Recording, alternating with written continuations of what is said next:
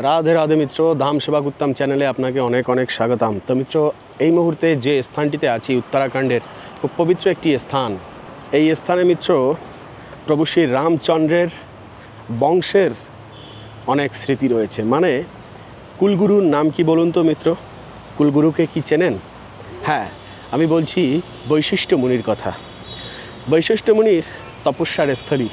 উনি এখানে বসবাস করেছেন অনেক দিন, তপস্যা করেছেন। ওনার তপস্যার স্থলী কিন্তু আমাদের ভারতবর্ষে অনেক স্থানে আছে। তার মধ্যে একটি অন্যতম স্থান হলো এই বৈশিষ্ট্য মুনির গুফা।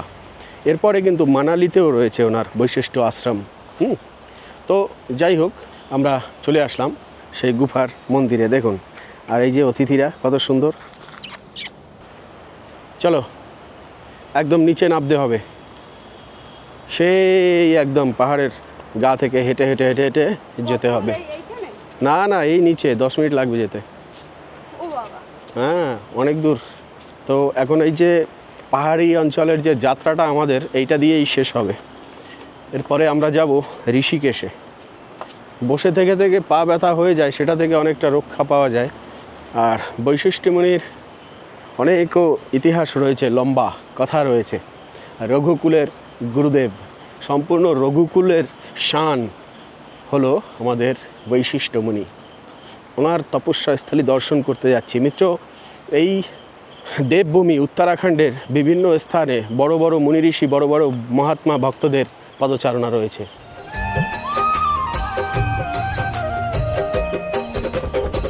ওনারা যে কতটা শান্তিময় এবং সুন্দর পরিবেশে ভগবানের তপস্যা করতেন, তাই সব স্থান দর্শন করলে আজকের দিনে আমরা কিছুটা অনুমান করতে পারি।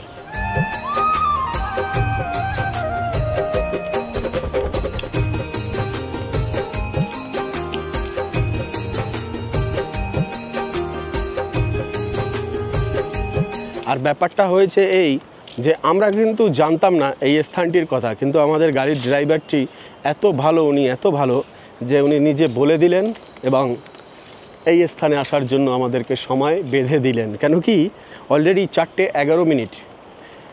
তো এর মধ্যে আবার আরতি দর্শন করতে হবে আমাদের ঋষিকেশ ত্রিবেণী সঙ্গমে।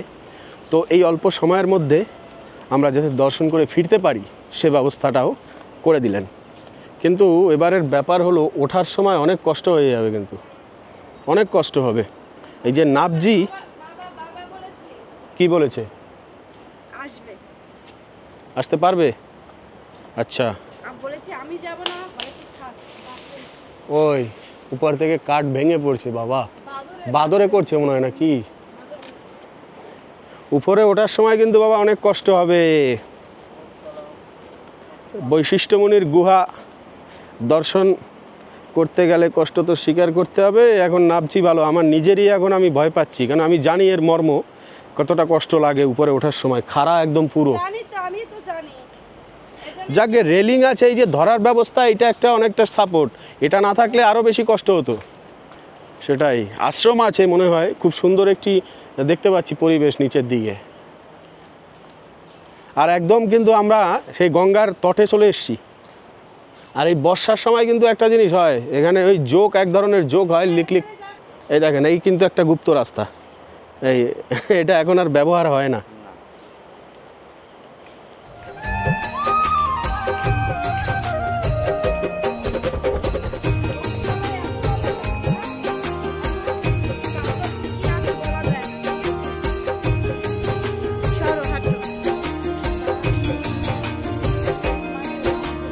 হ্যাঁ, এখানে কিন্তু কত কি বলবো, ভাষা হারিয়ে ফেলছি। মানে গোমাতাদের গোশালা এখানে রয়েছে। বাহ, কে জানে। দেখো, ওদের জন্য খাবার টাবার নিয়ে আসলে হতো। কোথায় লেখা? পাতি লেবু ছিঁড়তে যাবে না কিন্তু। ওই বাবা, পাহাড়টা দেখো কিরম হয়ে আছে। ওই বট বৃক্ষগুলো কিভাবে জড়িয়ে আছে পাহাড় নিচ থেকে উপর অব্দি একদম। টয়লেট যাওয়ার এদিকে। আর এটা দিয়েই মনে হয় মন্দিরের প্রবেশ।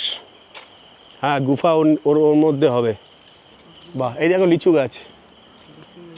হ্যাঁ, লিচু গাছ। এটা হলো আম গাছ। তুলসী বৃক্ষ আছে। সেবা পুজো করার ফুল টুল সবই আছে।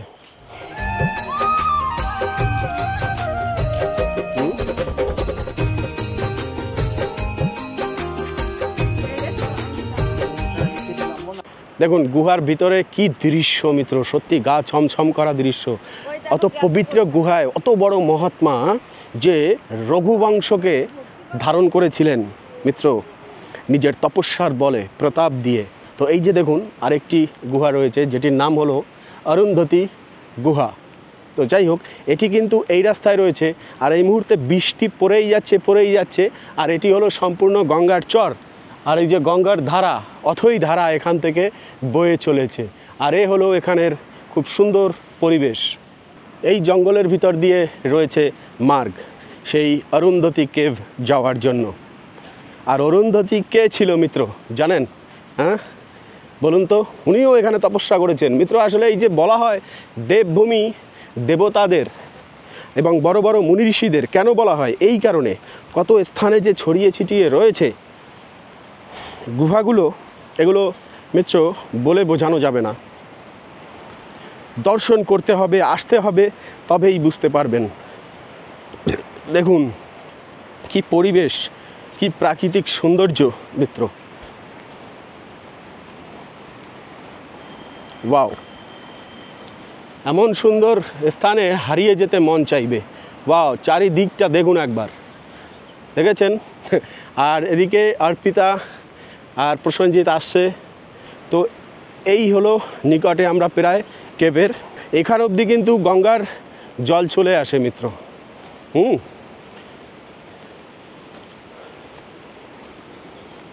আরে বাপরে বাপ, বিশাল ব্যাপার। দেখুন এই দৃশ্য মিত্র কোনোদিন দেখতে পেতাম। আরে বাহ, দেখুন এই সিঁড়ি দিয়ে উঠে যেতে হবে। আচ্ছা, ওখানে জুতো রাখতে হবে, জুতো রাখার ব্যবস্থা রয়েছে। আসো, দাঁড়াও। যদি সাহসে না কুলায় তাহলে আর দর্শন করবে কিভাবে তপস্যার স্থলী? না না না, আস্তে, আমি পিছনে আছি, ওই যাও, ওখানে জুতো খুলে রাখতে হবে। আমি তোমার সাথে চলেন বাবা, আগে তো যাও তো। এই আস্তে, আবার কে তপস্যা করছে তার নেই ঠিক এখানে। না, এখানে জুতো খুলে রাখো। হ্যাঁ বাবা, কি অবস্থা, কোথায় আসলাম আমরা? ও এই অবধি, এটাই খুব সুন্দর। বাহ, এখানে জীবন কাটিয়ে দেওয়া যায় তাই না? হ্যাঁ, কি অভিজ্ঞতা। এখানে এক বাবাজি বসবাস করেন, এখানে ভক্তরা থাকেন। এটা হলো অরুন্ধতী গুফা। আসেন আসেন, উপরে আসেন। হ্যাঁ, ভিতরে প্রণাম করে আসো। যেখানে বসেছিলেন অরুন্ধতী, মানে পাহাড়ের গুহার কি রূপ! হ্যাঁ, কীভাবে সত্যযুগ থেকে, ত্রেতা যুগ থেকে এভাবে পাহাড়। হ্যাঁ হ্যাঁ, একটু আগে এক বাবাজি গেল না এখান থেকে, উনি তো এখানে পূজা করেছিলেন।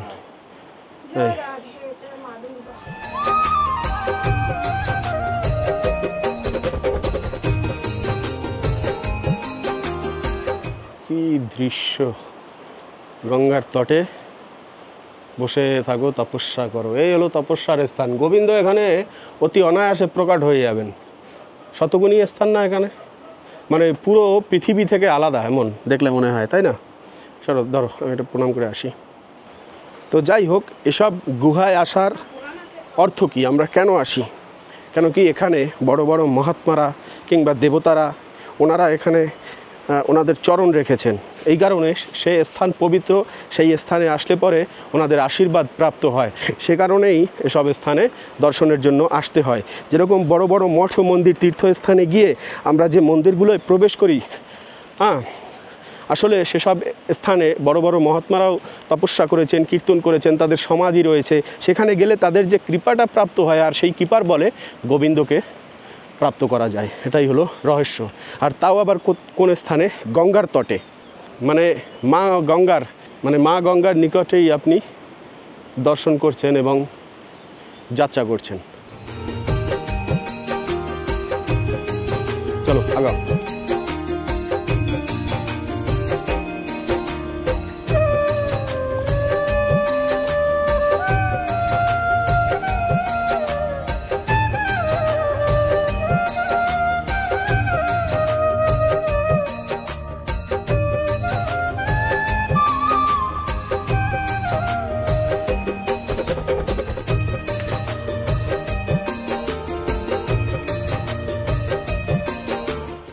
তো যাই হোক, আমরা উপরে আসলাম, আস্তে আস্তে বৃষ্টি চালু হয়ে গেল।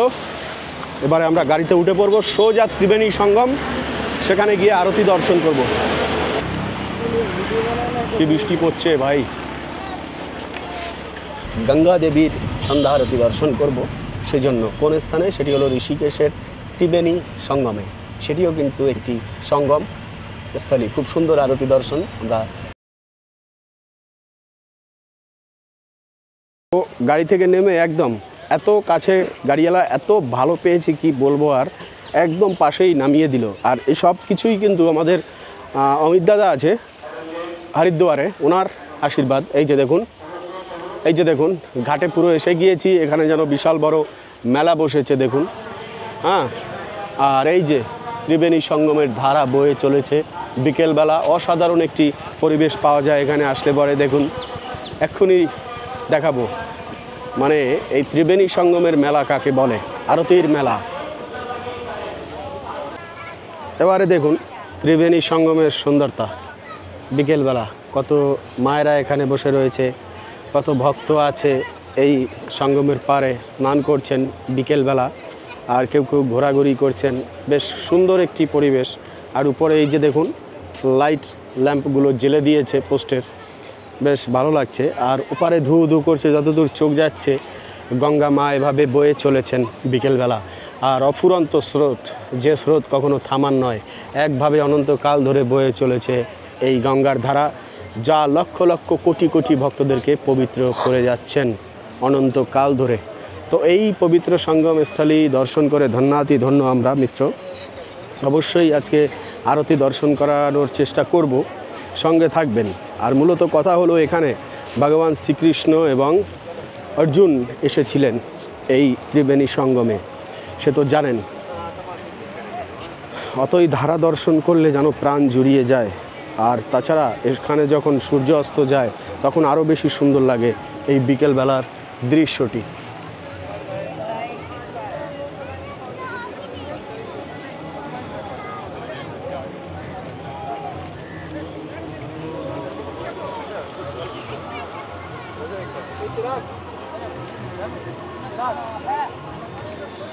কিন্তু মিত্র, জলের গভীরতা বেশি নেই, তবে এইটুক জল হাঁটু সমান হলে হবে কি, এত স্রোতের শক্তি যে নিমেষের মধ্যে কোথায় হারিয়ে যাবেন বোঝা বড় দায়। আর সে কারণে কিন্তু এই যে দেখুন কত সুন্দর লোহার খাম্বাগুলো দিয়ে শিকল দেওয়া রয়েছে, যাতে ভক্তদের কোনো রকম স্নান করতে অসুবিধে না হয়। আর এখন আমরা এই বিকেলবেলা অপেক্ষা করছি শুধুমাত্র সূর্য অস্ত যাওয়ার জন্য। আরতিটি হলেই কিন্তু বেরিয়ে পড়ব হরিদ্বারের উদ্দেশ্যে। এখান থেকে হরিদ্বার যাব, হরিদ্বার থেকে আবার রাত 12টার সময় স্টেশন থেকে আর কি, রাত 12টার সময় রয়েছে ট্রেনের যাত্রা আমাদের মথুরা অবধি, মানে ভোর 6টার সময় মথুরা পৌঁছাবো আমরা।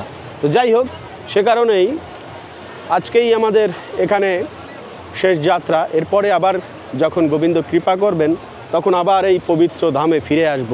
ঠিক গত বছর জন্মাষ্টমী কিন্তু কাটিয়েছিলাম এই পবিত্র স্থানে, গত বছর ঠিক এই সময়টা, মানে জন্মাষ্টমীর মুহূর্তটা। আজ এবছর 1 বছর পর আবার কিন্তু চলে আসলাম এই পবিত্র স্থানে। সব হলো গোবিন্দের কৃপা, মানে এই ভারতবর্ষের পবিত্র লীলা স্থানগুলো বারংবার দর্শন করার সৌভাগ্য গোবিন্দ এভাবে যে প্রদান করছেন, এতে আমি ধন্য এবং কৃতার্থ।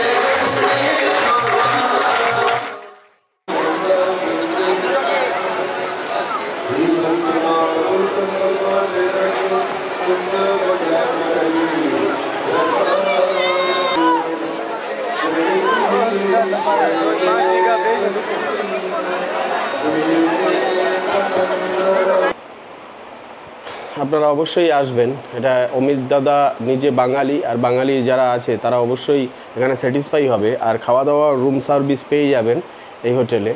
আরেকটি প্লাস পয়েন্ট হলো ওনার কাছে গাড়ির ব্যবস্থা এবং সুলভে যতগুলো সাইট সিন আছে এবং চারধাম বলেন আর যাই বলেন উত্তরাখণ্ড হিমাচল সব ওনার হাতের মুঠোয় আছে অমিতদার। মানে আমাকে বলা ওনাকে বলা একই কথা, আমাকেও বলতে পারেন ফোন করে, বা অমিতদার নাম্বার তো ফ্ল্যাশ হলো সেটাও বলতে পারেন। হ্যাঁ, এখন যে শটটা দেখছেন সেটা কিন্তু আমাদের মথুরা যাওয়ার পালা। এখন রাত 12টা বাজে প্রায়, রওনা দিয়েছি। হরিদ্বার থেকে মথুরা বেশি একটা ডিস্টেন্স নয়, বেরিয়ে যাব এক্ষুনি। আর এরপরে আবার হরিদ্বার কবে আসছি সেটা তো এখন বলতে পারছি না, পরবর্তী সময়ে বলবো। তো যাই হোক, আজকের এই ভিডিওটি ছিল এই অবধি। পরবর্তী ভিডিওতে আবার দেখা হবে, কথা হবে। ভালো থাকবেন। জয় ভাম্বোলে।